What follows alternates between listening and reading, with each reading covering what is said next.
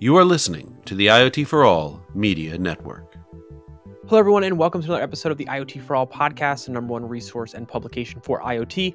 I'm your host, Ryan Chacon. Before I give you a quick overview about this episode, if you're watching this on YouTube, please be sure to like this video and subscribe to our channel. If you're listening to this episode on a podcast directory, please be sure to subscribe to the directory to ensure you get the latest episodes as soon as they become available. But today's episode, we have James Wu, the CEO of InnerSpace. They are a technology company that brings reliable and insightful data about human behavior to people who can implement solutions that enhance indoor experiences. So it's really kind of cool. They use existing Wi-Fi infrastructure to track anonymous signals from smart devices and translate them into actionable and easy to understand insights about how and where people are spending their time indoors. So we talk a lot about kind of indoor technology, the benefits of it, the value that it provides, and how it all kind of connects together to create a very seamless and valuable experience. We talk about kind of how things have been done to collect that data prior to these new technologies being available, different use cases, advice for implementation, advice for adoption, and challenges that they're seeing in the market. A lot of that is around the educational components of people moving from kind of outdated older technology into new technology that does this a lot better at a more affordable cost, just in an overall kind of more successful manner for them. So all in all, great conversation. I think you'll get a lot of value out of this. But before we get into this episode, if any of you out there are looking to enter the fast-growing and profitable IoT market, but don't know where to start, check out our sponsor, Leverage. Leverage's IoT solutions development platform provides everything you need to create turnkey IoT products that you can white label and resell under your own brand. To learn more, go to iotchangeseverything.com. That's iotchangeseverything.com. And without further ado, please enjoy this episode of the IoT For All Podcast. Welcome, James, to the IoT For All Podcast. Thanks for being here this week. Thanks for having me, Ryan. Yeah, I'd love it if you could just start off by introducing yourself to our audience, background, experience, anything you think could be relevant. Sure. I'm James Wu. I started InnerSpace about 6 years ago now. Prior to that, I had a long history in sort of the tech space, studied computer science for many, many years at school. Became increasingly interested in smaller and smaller tech companies, joined many a startup prior to setting out on my own journey with this one. And nice. And tell us a little bit more about InnerSpace. What do you all do? So, InnerSpace from a technology perspective is an indoor location platform, but from a business perspective, we are out there helping people make better use of their available indoor spaces. The indoors is a sort of finite and very costly resource, depending on, particularly for commercials, and we're helping people make better use of it. Nice. And I'd love it if you could tell us a little bit more about the founding of the company. So what's interesting always to hear is kind of what you saw as an opportunity before the company was started and the kind of the journey that you took to solve that problem and build a company around it. Yeah. For me, this whole thing started in New York City. I was there on a business trip. I had the opportunity to go to one of the large museums, the Met. And it struck me as this strange dichotomy. Outdoors, I could use my phone to get, cabs and food, and I'd learn about all of the the points of interest in the city. But as soon as I went into this iconic and famous space, they handed me a paper map, and I had to sort of struggle to get around, and I couldn't use my phone. And it made me start thinking about what, the inevitability that the kind of infrastructure, the kind of experiences you could get outdoors with the GPS, the inevitability of it being available indoors and enabling all of these really interesting human experiences, but also business opportunities. And what would it take to get there, and what's preventing it for us from being there now? And that was 2014. Kind of took me 2 years to formulate a reasonable hypothesis about what the technology needed to look like and what the opportunities from a business perspective looked like, and kicked off the company in early 2016. Very nice. So since 2016 until now, kind of what's the journey been like? What have been the biggest learnings, problems you've overcome, and to get you where you are now? Yeah, I think the biggest learning for the company has really been around. There's startup there. there's all kinds of different learnings. But the biggest thing has really been around finding where the most urgent or the most immediate value proposition, like what is the market that this kind of technology can serve first. In the early days of the company, everybody was thinking about the value of this kind of platform to, say, retail spaces, and we were looking at them as well. And retail wasn't really where we found our sweet spot, and we tried entertainment and sports venues, and there we do have value there, and we have some customers there, but that journey of finding where's the real pull for this kind of product and capability today has taken us to into the corporate space and into corporate real estate, and helping companies that operate some of the most expensive real estate in the world get more value out of it. Yeah, that's fantastic. And talk about how, as you kind of were figuring out that the corporate real estate space is a pretty big opportunity for you, what was being done in that space prior to you entering it and bringing your solution to that market? What was it kind of like for them to be able to solve some of these problems? What were those problems they were looking to solve? And talk to us a little bit more about that. Yeah, I mean, the problem, it's interesting. So this problem that corporate real estate has been trying to solve they've been doing it for a while. If you think about, decades ago, white collar workers would have their own office. They'd go into the office and then go to their office. And then that kind of changed to people going into the office and sitting in their cubicle. And from there, we went from cubicles to, open desks, open spaces where there were just rows of desks. And now offices or corporations are trying, well, let's try hoteling, and let's try all of these different models for how people will use an office space. And the motivation behind all of that has been the recognition that it's really expensive to give an individual employee, say, a 200 square foot office, when, in places like New York or San Francisco, each of those square feet can cost them $100 a year, right? Sure. So if for each employee, they've gone from trying to, allocating, say, 150 or 200 or 150 or 120 square feet, and are trying to, compress more people into less space without impacting their productivity. Right. That motivation changed a little, over the past 2 years with COVID and the pandemic, right? And people are recognizing a very, very different value proposition for the office space than they once thought it had. Yeah, that was actually my next question. I was going to ask you about how the pandemic's influenced it, because I've had a number of guests on here who have been who are in kind of the smart city space and the smart building space, and the pandemic has made a pretty big impact on the priorities for their company and the companies that they work with. Just kind of from a what's important to them and what problems maybe were on the horizon for them to be thinking about, but not really a priority until the pandemic happened. And I love it if you can kind of expand on how the pandemic sort of influenced things or affected your customers to the point of what it's kind of transitioned you into now. Yeah, I mean, prior to the pandemic, this use case, the application of this kind of data to the corporate real estate world, was sort of a nice to have, and moving into the kind of capability that really forward-thinking companies were starting to onboard, starting to look at. So in 2019, the earliest customers we had in this space were at the leading edge of technology and really sort of advanced thinkers about how they wanted their offices to function.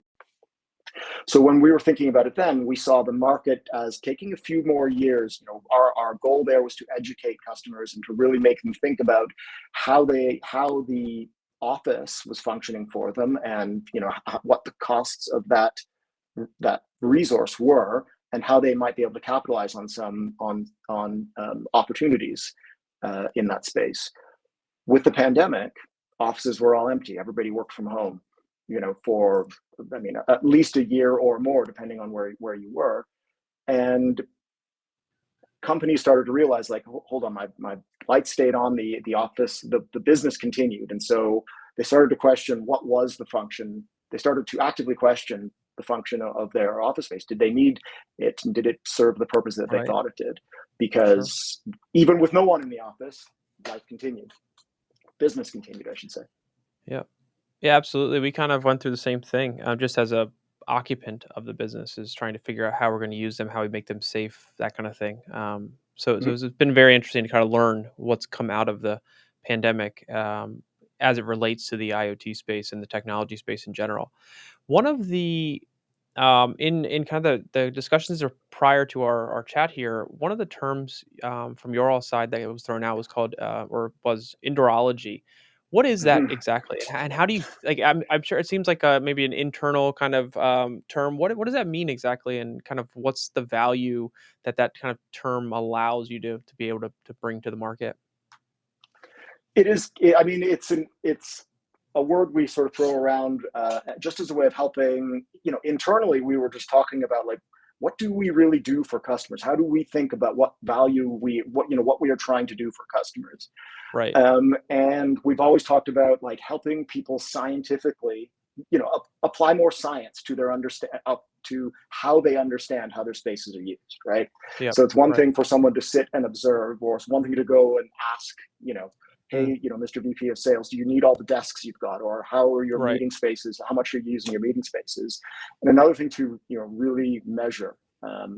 And so when we thought about that idea of being scientific and rigorous about how you collect data and understand your space, Hmm. um, indoorology just seemed like to encapsulate it. So it's a bit playful, but it's I think it carries a lot of the meaning in that Sure. one word that we are trying to tell customers we do for them. We help you apply more rigor to how you understand and measure space usage. Yeah, I think it's interesting because the educational component, when it comes to almost a majority of IoT solutions across very different industries, is always a challenge for companies to get a customer Mhm. to understand not just what the technology is, but and not just how it works, but the value it provides, and being able to articulate that in a way that allows them to kind of understand what they're going to see from the implementation of this technology is Yep. how we've seen adoption grow and seen more success is when you have that when you're able to unite both sides in a clear understanding of, okay, we're going to implement this technology to do X. It's going to give you this data, and now you can be able to make better decisions and do things you were not able to do to achieve these goals that you have or have been thinking about, or competitors of yours have, that you probably should be thinking about how to solve. Um, so it's very interesting when companies, you can tell a company puts a lot of emphasis on that educational component by coming up with terms like indoorology and things like that. So um, it seems like have you noticed much of a difference since I guess over the last, I'd say, 6-12 months in the educational side of things with companies, or is that still kind of something that is an uphill battle depending on who the customer is?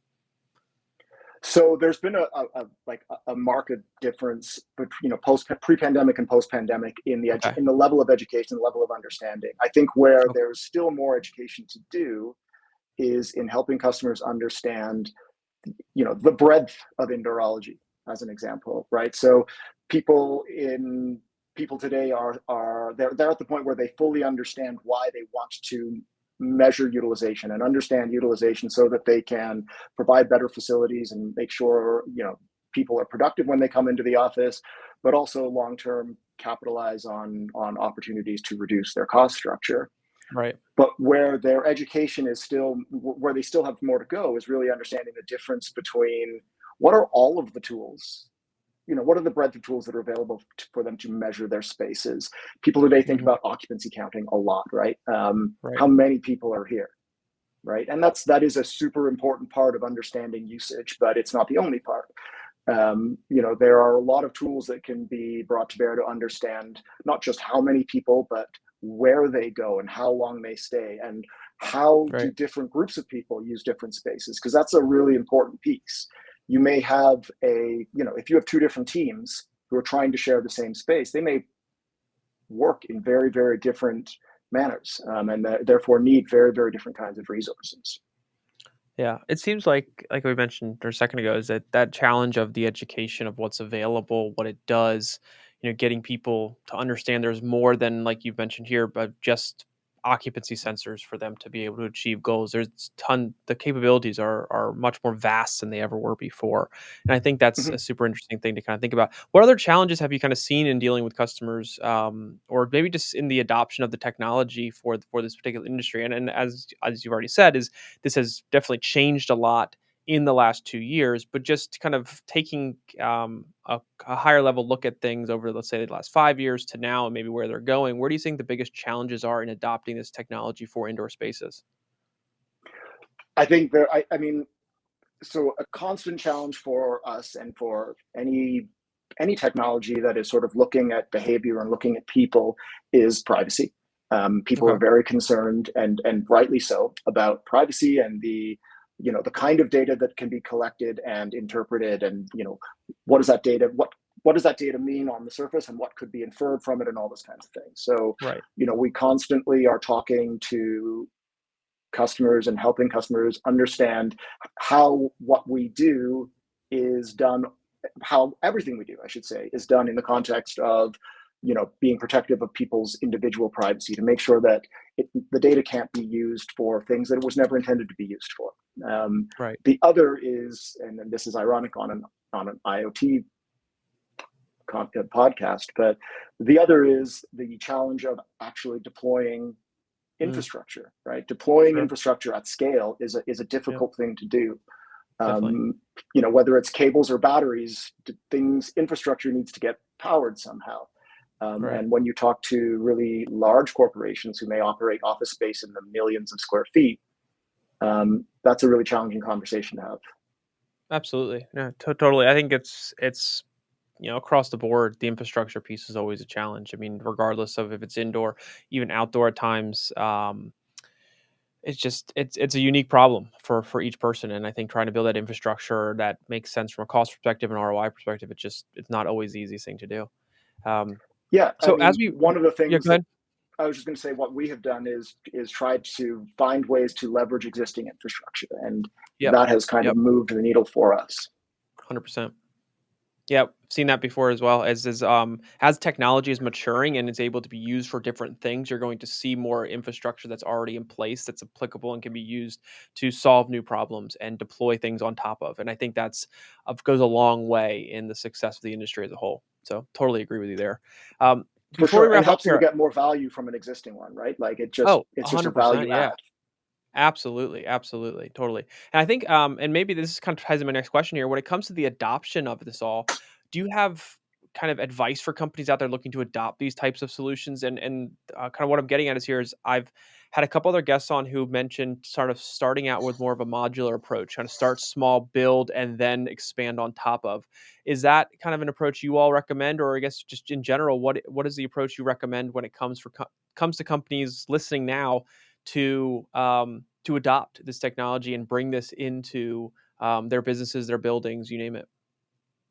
Yeah, I mean, I think we are at the early stage of the development of this market, and people's natural companies or customers' natural inclination is to start with something, Mm, start with something small, right?